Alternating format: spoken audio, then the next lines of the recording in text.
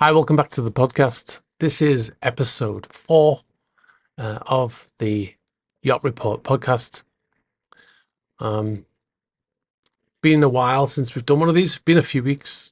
The sort of plan is to do one every couple of weeks, but it's a case of being able to do it as and when possible.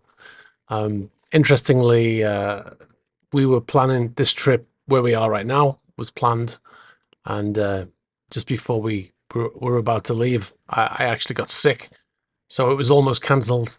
It's been a bit of a mess. So anyway, we're here, and I thought, what a great backdrop to film in. We're in South America right now. Every year I do some work in a yacht club here, in about 3 hours south of Lima in Peru, and as a result, we get to stay in this amazing place for a few days to get some time off, which is, in actual fact, this is the first time off we've had since March 2022, which was when all of the stuff kicked off with the sanctions and stuff like that after the invasion of Ukraine. So this is the first time that we've had any time off since then. Been full steam ahead since then. So anyway, as you know, this episode is called Douchebags in the Superyacht industry. For want of a better name, there is another word I would rather use, and it begins with A and ends in hole, but I don't really want to say that on podcasts and on YouTube because I might get demonetized or something. So we'll go with douchebags as a apt replacement, I think. But before we go into that, there was something else that came up, and I wanted to run over some of the details of. Now, in October 2023, a company filed a lawsuit against the US government in regards to the return of a super yacht that the US government currently has in San Diego in the US. You'll know the vessel we're talking about because we covered it vastly on the channel at the time. It's Yacht Amadea. Now, the US government says that the vessel is owned by Suleiman Kerimov, who is Russian, and he bought it in 2021, but the yacht is under a straw owner of a chap called Eduard Kutenitov. They filed a lawsuit in October 2023, saying, "Can we have our yacht back, please?" Under the name of the company that is the official owner of the company, Mill Marine Investments Limited. Now, that's the same company that was saying that they were owning the yacht when it was going through the courts in Fiji, when the vessel was arrested in Fiji on request by the US government. On the 26th of January, we received an email from a US company that represents Mill Marine Investments and Eduard Kutenitov, and they say he's the owner of Yacht Amadea. And they said this evening, this is 26th of January, this evening, Mr. Kutenitov's attorney filed the attached motion to dismiss the US government's forfeiture complaint on the US District Court for the Southern District of New York. And the government, it says that, anyway, I'm not going to read all of it, of course, but it says the government fails to allege sufficient facts that the sanctioned individual owns Amadea or that payments were made on its behalf. So they're basically saying we want to dismiss the case for this yacht and return it to its rightful owner. Now, in this lawsuit, well, they've sent us 2 so far. We didn't mention the first one. We're just following the case, but in the first one, it goes through the timeline. But I want to give you the timeline as we know it, and then I'll show you the differences. And now, the vessel was ordered in 2012, delivered in 2017, built by Lürsen in Rendsburg in Germany, and it was managed by Imperial Yachts, Yacht Management, who are Russian-owned and now sanctioned yacht management company. And once the vessel was built, it was pretty much immediately put up for sale. And the yacht was laid up in Montenegro for years while it was for sale. And Then in August 2021, you know, as you do in a small industry like the superyacht industry, we had the yacht being sold, and it was transferred from the management company, or the ownership company, these shell companies, not shell companies, but the companies that they have to put assets in. It was called Nereo, Nereo, and it was transferred to Mill Marine Investments, which is the current owner on paper. The yacht left Montenegro after all that time being laid up there, and started to move around like normal yachts do. You can see some footage here that we've used in various different videos of Amadea. This was shot in Nice in 2021, in September 2021, just after the Monaco Yacht Show. The yacht was in Nice port. Now, not long after that, the vessel headed across. It headed west, and it ended up in Caribbean in early months of 2022, which is right around the time of the invasion of Ukraine. The reported buyer was Suleiman Karimov. And now, what a lot of these people don't know, the people who are sending us letters and stuff like that, I mean, we have a lot of information from a lot of different sources, confidential sources and stuff like that. But in this particular case, when this yacht was being built in Rendsburg, I was actually in Rendsburg on another yacht. So I was in the same shipyard as this yacht being built. So, when you're in a shipyard, you get to know other people working on other vessels, the workers, the actual contractors who are building the yacht and stuff like that. You get to know a lot of different people. You don't necessarily know who they are when you meet them. You go out into the local town or wherever. But you do get to know people, So now the version of events that they're saying in this lawsuit is that they're not disputing any of the timeline in terms of, ordered in 2012, delivered 2017, was built in Rendsburg. These are all facts. Now, the transfer from one company of ownership to another, what they're saying is that was not a sale, and it was simply transferring an asset from one company to another. But they're saying that Mr. Kutenatov remained the same owner, and they just transferred it from one management company. I keep saying management, but one ownership company to another. Now, right around this time, the time when the vessel was allegedly sold, August of 2021. Now, when we say that the alleged buyer was Suleiman Karimov, well, his family were now on board the vessel. They were coming on board, they were spending time on board. According to the US government, they started to request changes to be made on board, moving of plug sockets, changes in decor, things like that, things that owners do to a yacht. But what the company is saying is that they were just charter guests. They're saying that the vessel wasn't sold, and they were just on chartering the vessel, and that's why the vessel was now moving around after being laid up in Montenegro for years. So what's interesting about this lawsuit that we've got a copy of is right at the beginning they say there's no evidence that Mr. Kutenatov sold it. He's the rightful owner. And then there's a list of things in there, and it says there are no allegations that Karimov purchased the vessel with illegal proceeds. There are no allegations that the alleged sale of the yacht to Karimov was a crime under US law. There's no allegation that any specific individual sent funds to the United States with the intention of violating the IEEPA. And there's no, so this was the law. Under sanctions, that they're not allowed to use the US monetary system. They're saying that didn't happen. There's no allegation that the funds transmitted to pay vendors involved criminal proceeds, etc. So it goes on like this. Now, I find it a little bit strange when they say, well, he didn't buy the yacht, but then they start saying that he didn't purchase the vessel with illegal proceeds.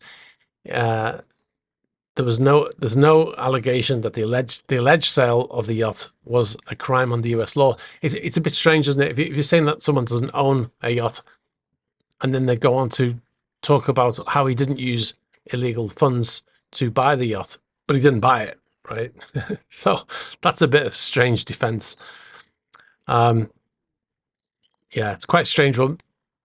But this Edward Kutenitov, he is tied. This is not the only yacht he's allegedly owns. He is also tied to another yacht that you might know, motor yacht Scheherazade. He is, on paper, the owner of that yacht too. So that's a $700 million yacht, estimated. He's the owner of Amadea, which is a $300 million yacht. He's the owner of Scheherazade, apparently, which is a $700 million yacht. And that's not it. There's more. He's also the owner of a third yacht, a massive yacht, sister ship to Scheherazade, almost the same size, 135 meters versus 140 meters. Well, in actual fact, Scheherazade is actually it's a few meters longer than it used to be, because they had a stern extension, didn't they? So it's probably 142 meters now, that yacht. But anyway, the other vessel is motor yacht Crescent, which is the big Darth Vader looking yacht, which is in Tarragona in Spain, currently also frozen in place there. And but Kutenetov's name is on all three of those yachts, and that's like a $600 million yacht as well. And in actual fact, in this lawsuit, they actually say that he has over $1 billion in yachts. He owns $1 billion in yachts. So they're actually confirming that, you know, he's the alleged owner of all these yachts. Now, obviously, Scheherazade is tied to Vladimir Putin himself. Motor yacht Crescent is linked to Igor Sechin, although it's denied, as well as Amore Vero, which he also denies. And Amadea, obviously connected to Karimov. The DOJ, the US Department of Justice, they say he is a clean, unsanctioned straw owner on paper, hiding the ownership of the real owners, Putin, Karimov, and Sechin. That's straight from the DOJ. Now, that's not to say that Kutenitov doesn't have a lot of money. He is very wealthy. He was the CEO of Rosneft, which is the Russian state-owned energy company. Igor Sechin was originally the CEO. He went to be he went on to take up a position in the government, the Russian government, and then after he finished, he came back, and Kutenitov became vice president of that company again.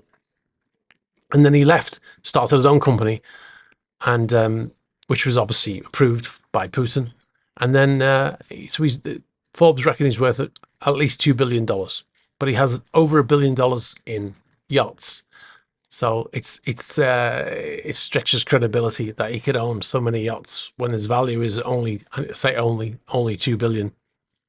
Now, last year in June, I think it was, there was a fire at the Lursen shipyard. We covered it on the Superyacht news channel at the time, and outside of the Lursen shipyard there was a yacht, 62 meter, which is what, 200 feet. And it was sat there unfinished, just sitting there, tied up. And this is a boat which we believe is called Cap Die. And like I said, 62 meters. And this is believed to be actually a yacht being built for Edward Kutenitov. So this is more into, I mean, you know, so if he's worth 2 billion, he could probably afford a bigger yacht than that. But this is apparently his yacht, which has been sat there because he's been sanctioned by the EU now. So that boat, if that boat is in his name, then Lursen can't finish that boat because he's under sanctions himself. So that's the vessel that we believe is actually his. And those other vessels are, according to the DOJ and according to Forbes and pretty much everyone else, those vessels, Scheherazade, Amadea, and Crescent, are all his on paper only. Anyway, we will follow that story. We are following that story, and we'll bring you more about it as and when we have an update. So we're going to move on to our main topic now, which is, like I said, douchebags in the industry. I love the word douchebag. It makes me laugh. Now, what you've got to think about is the landscape of the super yacht industry. There are a few different people, and there are different. There's a pecking order, right? Like a hierarchy, like in the military. So you've got the crew. You know, I'm a member of the crew. Within the crew, you've got different ranks, of course, and then you've got the captain at the top of the chain. And then you have the management company that the owners use to effectively run these vessels. There's a lot of employing and purchases and flights and food and provisions and fuel and all this stuff. And the owner's not going to do it himself. Some owners have like a company, owner's representative that does all of this stuff for them. But very often they use a management company. So you have all the people that work on the management company. And you have, obviously, there's an owner of that management company. Then you've got, obviously, the owner of the vessel himself, the owner's family, and then you've got brokers. Now, if a yacht is being sold, then they're using a broker to buy or sell the yacht, right? So these are all the people that you've got. Obviously, there's more people than that. You've got contractors, you've got engineers, you've got people like yacht builders and stuff like that. But the ones I'm focusing on are the ones that I've just mentioned: crew members, owners, family of owners, yacht management companies, and brokers. Because these are the people that I would come in contact with. For the most part, the only time you come into contact with, engine, like people who are building and stuff, is when you're on a new build, if it's being built. And I want to preface it with a phrase I heard once, which I think is an excellent phrase, and it says that if you meet a person in the morning, and he's being an asshole, excuse me, he's being a douchebag, then you probably met an a-hole, right? If you meet an a-hole 3-4 times a day and every day, then it's probably you're the a-hole, right? So you're going to bear that one in mind. Now, the reason why I wanted to talk about this is because over the years, I have met quite a few people who have, obviously opinions vary, but there are people that I've met over the years who have proven themselves beyond the shadow of a doubt to be a douchebag. And, in the hierarchy of working on a vessel, you have to learn how to deal with those people, right? And sometimes it's out of your hands. And I've actually lost jobs because of people, because of things that have happened, that I've had no control over once they've happened. I've not only have I lost jobs that I've actually had, but I've also been prevented from getting a new job because of that same person, right? So now the best way is I can tell you the story. So I was working on a yacht. Interestingly, the previous story I was just talking about, I said I was in Rendsburg in Germany. This was the same vessel that I was on. We had, the way it works basically is we were in a big refit over a year. And we had a massive budget. My budget alone was over $3 million. There was a lot of stuff being done to this vessel. It recently been purchased, so it was having massive overhaul, changes in the interior, decor, engineering, electronics, audio visual, IT, bridge equipment, everything. It was huge. I think the final bill was over $50 million. And as a result of that, you have a lot of people trying to sell you things. You have a lot of work with the management companies as well. Now, I'm not going to mention any of the names. I don't want to get in trouble. I don't want to have any lawyers' letters and stuff like that. But we had the management company that we had. He was the owner of the management company who was writing a lot of messages. What he would do is he would write an email to the owner's representative, as I mentioned before. In this particular instance, the owner's rep was a family member of the owner, but he would write them an email, copy us in on it, and he would be talking about things that he was trying to sell them stuff, basically. And he was quite focused on something that he doesn't even have he doesn't even sell. It's not even part of his company. So he's a management company. He's looking after all of the things like like buying stuff buying provisions under normal circumstances. That they're controlling or they're taking care of like flights for crew, provisions. When we buy stuff for equipment and stuff like that, it will go through the management company, and they get like a small, they get percentages and stuff like that. So they charge each month for the services. But in this particular instance, he was trying to sell us a package for internet, which is not even something that it's not even his business. It was somebody else's business. But obviously he's got some sort of business agreement with them, right? So he's trying to sell this product on their behalf, and obviously he's probably getting some sort of payment from them. But we were already under contract with a different company. So so we were just ignoring it because it's quite tricky, He's sending messages to the owner's rep, who happens to be a family member of the owner, and we are, there's a pecking order there, and obviously the owner's rep is already high, but is a family member, so he's very high.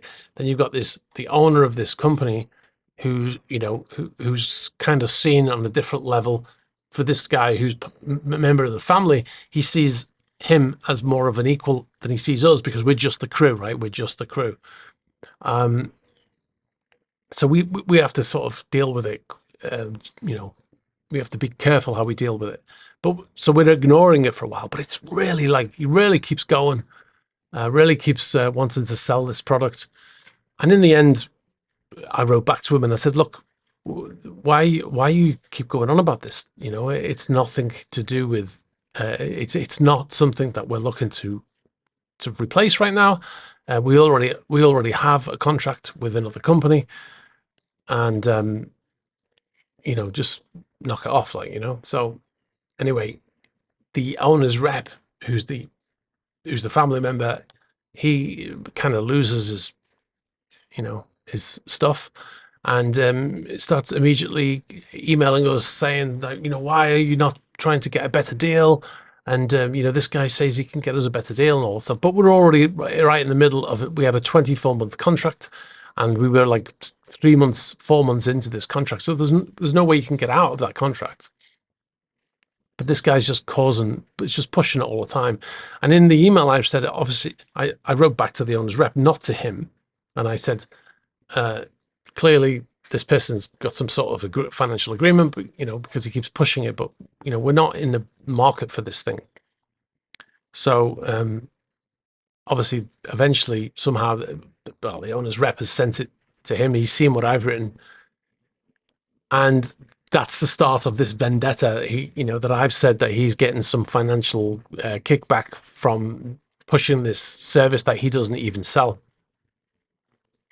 Now, the owner's rep sends me quite a nasty letter, in actual fact. And initially, he actually fires me in this letter, and says that he wants to get rid of me, and I'm not going to repeat the language that we used in it, because it was probably the most disgusting email I've ever had. So immediately, the captain and the other management people see this, and they're freaking out, because we're right in the middle of this refit, right? And I've got this huge ongoing refit going on, and I'm saying, right, well, I'm out of here then. And they're like, no. So they kind of fix it all, and they get the owner's rep to calm down, and then he accepts that I can stay, and blah blah blah. But now that it's the seed is set now, and I'm thinking, well, I'm out of here.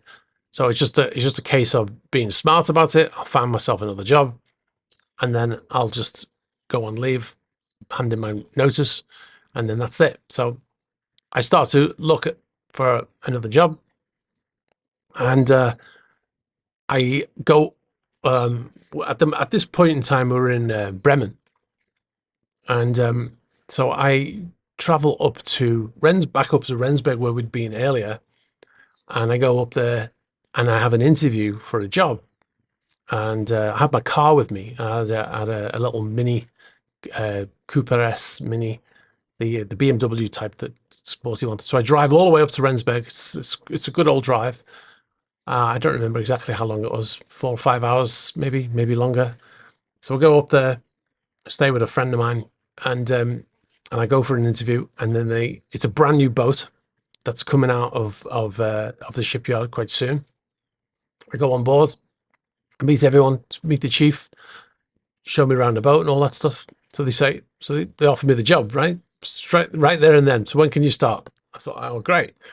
I was just finished. I just finished my rotation from the other boat. And so I was on leave. So I had 2 months off. So I thought, this is perfect. You know, you can go start a new job, see what it's like. And if you don't like it, you go back to the other job. They're none the wiser, and that's it, right? So perfect. So I said, yeah, I can start. I said, I just need to take my car home because this boat's going to leave. It's getting ready to leave the shipyard and go to sea. So I said, I just need to take my car back to the UK, and then I'll come back over and I'll start. So I said, give me a week. And they said, okay, no problem. So I left. Now I drive to Holland, to Netherlands, and I'm getting a ferry home from the Netherlands. So I just arrive at the port, and my phone rings, and it's the CEO of this management company from my other boat, right? So he leaves a message. So he asked me to call him. And I thought, that's weird. I've never spoken to him. Like, he's got my personal phone number and he's phoning me up. So I thought, that's weird. So I phone him up. Say, yeah, what can I do for you? He says, I just wanted to say, if you don't get that job, then it's got nothing to do with me.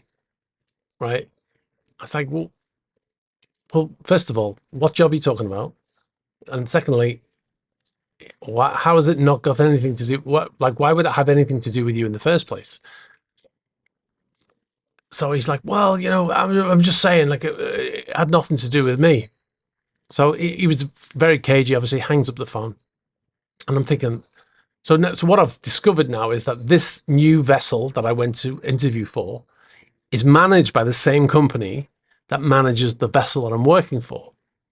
So you can see what's happened here already. I'm sure you can. This guy has obviously almost got me fired from from job one. I go to this other place, I interview, they offer me the job, and then he phones me up and says, if you don't get it, it's got nothing to do with me. But a strange comment to say. It's a bit like this this lawsuit here saying that there's no allegations that Karimov purchased the vessel with illegal proceeds, even though they say he doesn't own the vessel. Like, it's a weird argument to make, isn't it? Like, why would you say illegal proceeds if you don't own it? Anyway, so a few days, so I'm supposed to be starting this job a week later, right? Don't hear anything. So I email the boat. I hear nothing. So I email the captain and I say, what's happening? And the captain comes back and says, well, we never offered you the job. I said, well, that's not true. I said, I was offered the job. I was told asked when can I start? And I said, I'd start next week. And the captain's like, well, no, I don't think so. I don't think the chief engineer would offer a job without talking to me and blah, blah, blah. So basically the job offer was withdrawn, right? So clearly this douchebag guy who's in charge of this company has said stuff that has prevented me from getting that job, right? So they've withdrawn the offer of the job. So I lost that job because of this same person. So yeah, so I ended up going back to the other boat until the vessel finished in the shipyard, and I thought, I don't want to be on board when this person comes on board, you know, after the way he spoke to me. So I eventually I found another job and I left that.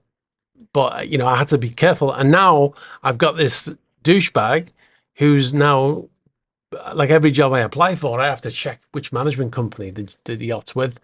And, you know, if it's with this same yacht management company, then I can't apply because, you know, and it was quite a big management company as well. They managed a lot of yachts. So yeah, it was, you know, just because I said something in an email. I've got a lot of these stories, by the way, because there are a lot of douchebags in the industry. So yeah, it was quite something to have this situation. And this guy, you know, he had this power because he was the manager of this company, and he just thought, well, I'm just going to make it impossible for this guy to get another job in the industry because he said something about me that I didn't like. So now, interestingly, a few years later, that job on that boat came up again. Now fast forward a few years, I'm in Monaco, and I hear from this guy who's got me a job in the past, and he just out of the blue emails me, "Oh, I've got this job. Um, you might be interested in it." And he says the name of the boat, and I thought, well, that's the same boat that I almost went to work on. Hopefully the management company is different. Anyway, I start talking to him, and he's like, "Yeah, oh, great. We'll put you forward for it and all that." I say, "Okay, great." So then I met up with him because I was in Monaco. I met up with him, had a drink with him, and he says, "Okay." So then a few days later, or a week later, I've heard nothing from this guy. I email him like, "What's going on? Heard anything back?" Oh no, he didn't, unfortunately, because he was like almost certain. He was like, "Oh yeah, you're perfect for this job," and then it was like, "Oh no." And then he doesn't want to email me back, and I realize it's the same issue. So twice now, I've not got this job because of this douchebag. So he just kept going on and on. Every time I tried to get a job, this douchebag blocked it.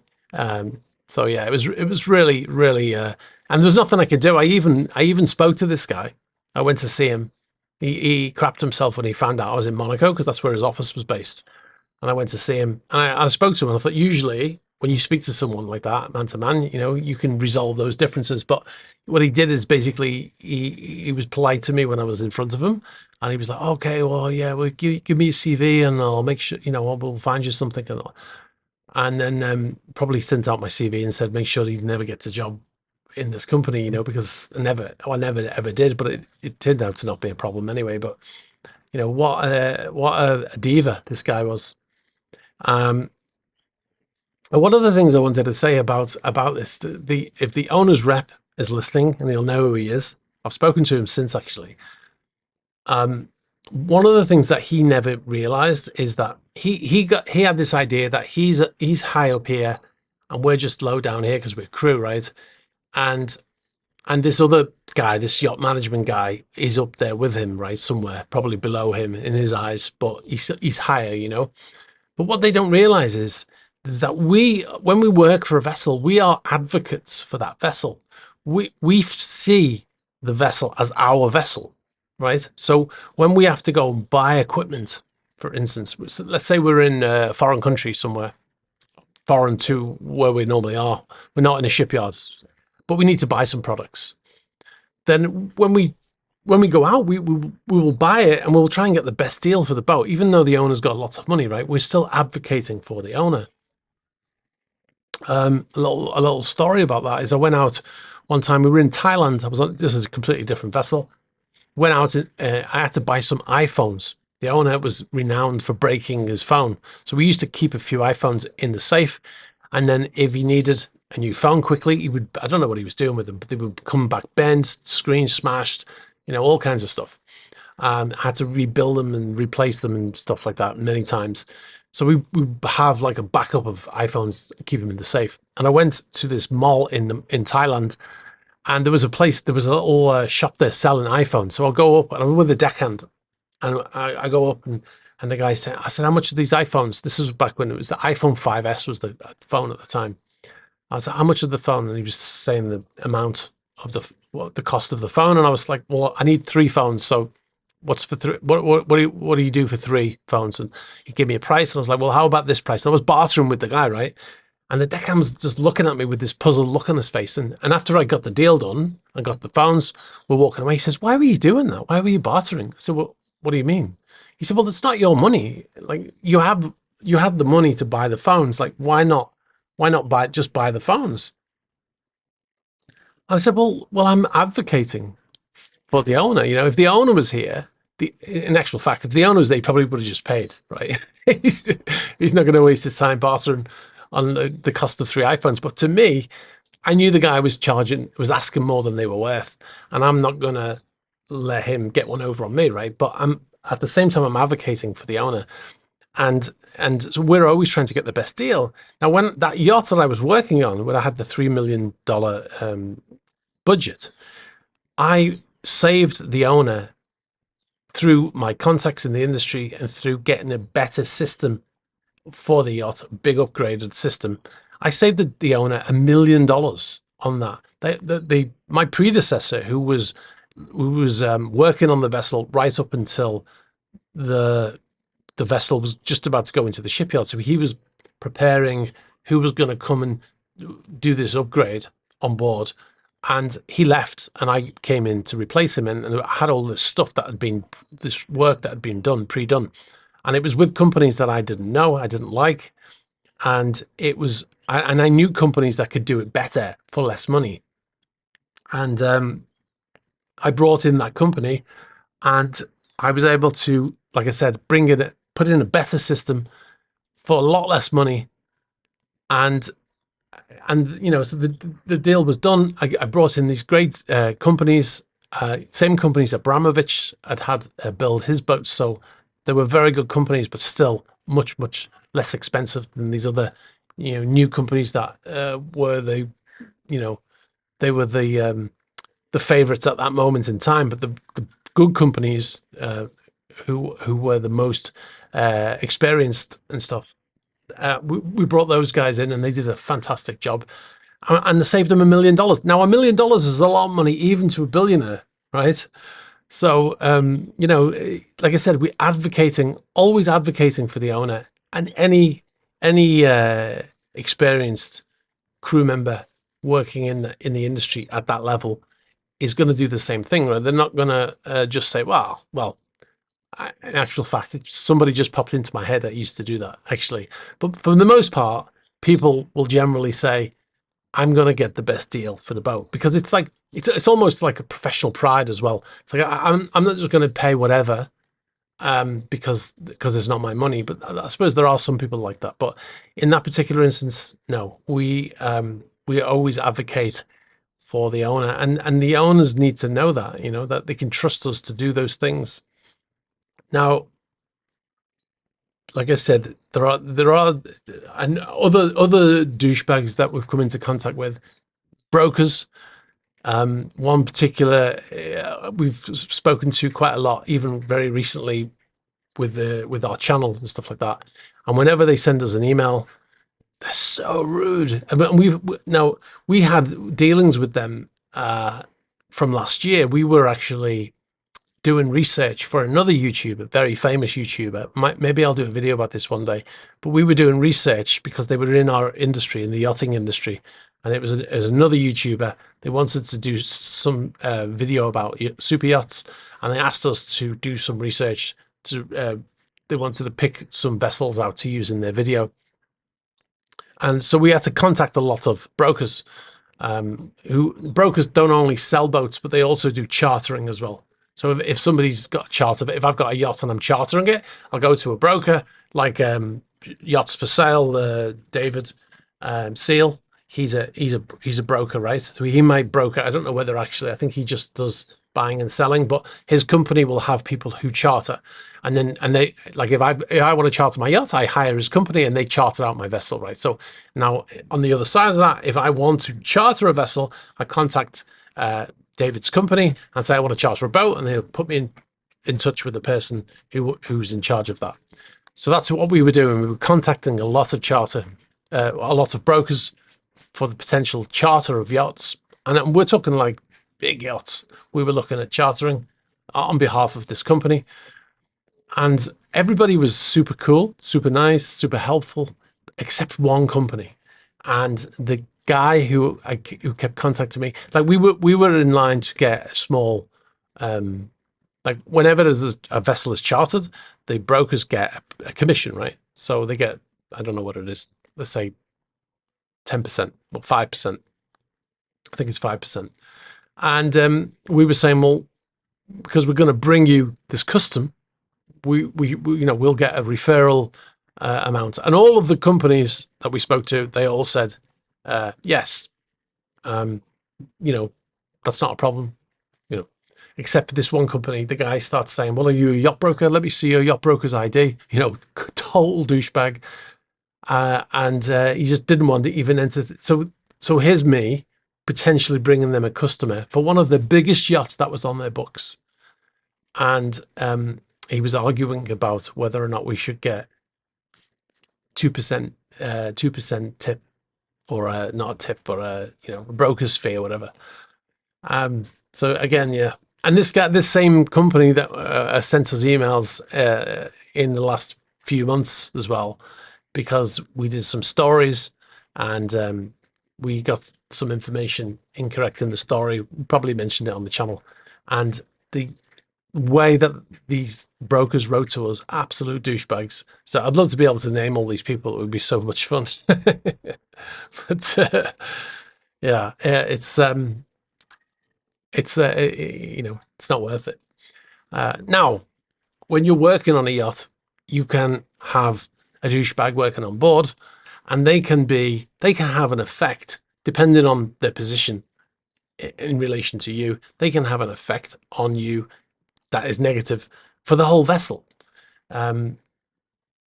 We had somebody on board a yacht I worked on years ago now, over 10 years ago, and she was a purser. She wasn't particularly, that's not particularly a high rank. It's management, but it's, so you've got sort of three branches. You've got engineering, you've got deck, and then you've got interior, and they are, or hotel, it would be called on a cruise ship, but it's interior. And they are generally at the top of the interior branch. But they're not, they're not a high rank in terms of the deck or the engineering departments. So they're sort of on equal par, but they've got no authority over us, let's say. But this person, the way the yacht would normally work is, if the owner wants to do something, he tells the captain, and then the captain, it filters down from the captain to everybody else, right? And that's the way it works. Nobody wants to speak back to the captain, to the owner. Nobody wants to, everybody's terrified of the owner, and the owner's word is the final word, etc. But it comes, the owner tells the captain, and it comes from the captain and filters down, and that way the captain's authority is maintained. However, on this yacht, it was different, because the owner had a personal assistant and the purser, so they worked in the same office, right? Now, in this particular instance, the personal assistant left, and the purser said, "I can do that job as well." So she took on both jobs. Now, as a result of that, she's now communication with the owner, and the owner is telling the purser slash PA, well, I want to go here, I want to go there, and then she's telling the captain. So as a result of that, it kind of like messed up the hierarchy of the boat, right? So now the purser's got this perceived power, because she's the one she's the messenger of the owner, right, to the captain. The captain's like, she's like, "Oh, the owner wants to go here." "Oh, really? Oh, okay." And it almost seems like the captain is working for the purser, right? So it messed up that hierarchy. It's a bit like when the purser, for instance, which is almost always, in my experience, a female, is dating someone. Let's say the purser, or let's say a stewardess or someone, is dating the captain or dating the chief engineer. Now they've got this perceived power, right? By proxy, they've got a proxy power, because now they're dating. If you say something to this person, they can go and tell their boyfriend, who's just happens to be the chief or the captain, and now your life's misery, right? So it's kind of like that. It's kind of like that same situation, that she's got that position of power, right?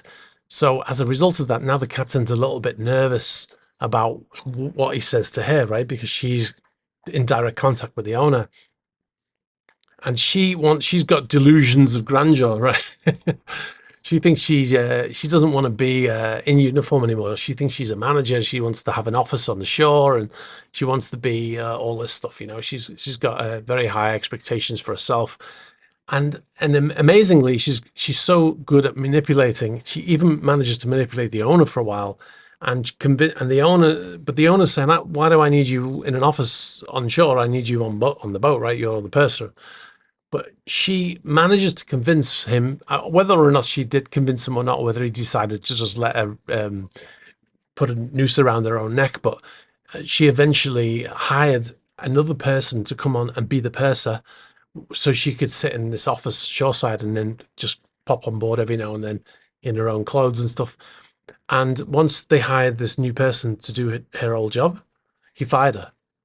So she manipulated everyone for a while, and then she got fired. So she actually talked herself right out of her own job eventually. But the reason why I wanted to bring that up is because, like I said, you can have a person in a certain position who makes everybody's life a misery because they've got they're in this situation now where they've got this perceived power, and everybody's scared, walking on eggshells, kind of thing. So it was that particular instance was a really bad instance. And after she left, they changed the system on board that yacht, and they said, right, in future, the owner will speak directly to the captain. Now, if what if the douchebag is the captain or the chief officer or the chief engineer? I've been in all of those situations. I've been in also, like when she left, when that woman left, I was just talking about. It was like VE day on board. It's like people were cheering, sailors were kissing women, and all that stuff. So, and then, but in other instances, there's been no VE day. There's just been like a prolonged situation where you're working with people that you don't like, and the only solution is to leave, right? Now, what if your boss is the douchebag and you want to leave, but you're in this situation, right, where you can't get a good reference because your boss is the douchebag, right? So you kind of feel like you're stuck. Now, I recently had somebody write to me, and the person was telling me a similar kind of story, and she was stuck on this boat. She couldn't get a reference. She couldn't get another job. They were treating her very poorly, underpaying her, giving her very short contracts. And I said, look, you don't need it. I mean, obviously, ideally, it's great to have a good reference from your current employer when you're getting a job. But what you can do is there are ways around it. This is a final topic, if you like, is about if you're stuck on a boat and you want to leave and you can't get a reference, how do you get around it? And I just said to her, it's very simple. What you do is, I'm sure you've got good references from your previous job. She said, yes. I said, what you do is you apply for a job. When they ask you for references, you tell them that your current employment does not know that you're looking for another job.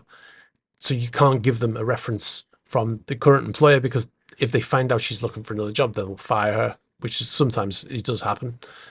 Yeah. So you say, but I can give you the previous job employment reference, and that is usually good for most boats. I've got jobs before with they've not even asked for my references. So, but obviously you want to have those in place. So you can. That's the best way to do it. You just tell people that you're not able to give them the current job because they won't be very happy if they find out you're looking for another job. But you can give them the previous one, or I can give you somebody who knows me, who's worked with me before, etc. And that way, that's usually good enough. So that's a great way to get out of that situation and find yourself another job. And I told her to this person, she was very happy about that. Hopefully she did that, because sometimes it does feel like you're kind of in prison if you can't find a way off that boat. So yeah, so a lot of stuff there. We've gone around. We sort of went from this lawsuit for Amadea, which is ongoing, and it's interesting how this is all in the story, at least that I was telling. It's kind of tied together. Amadea was in Rendsburg. I was in Rendsburg at that time. The story that I was, in actual fact, when I sat down to think about what I was going to talk about in this episode, the douchebag topic was the first thing that came up with. And then when this story came, when these emails came about Amadea, I was like, well, that's interesting, because this is actually the time period I'm thinking about.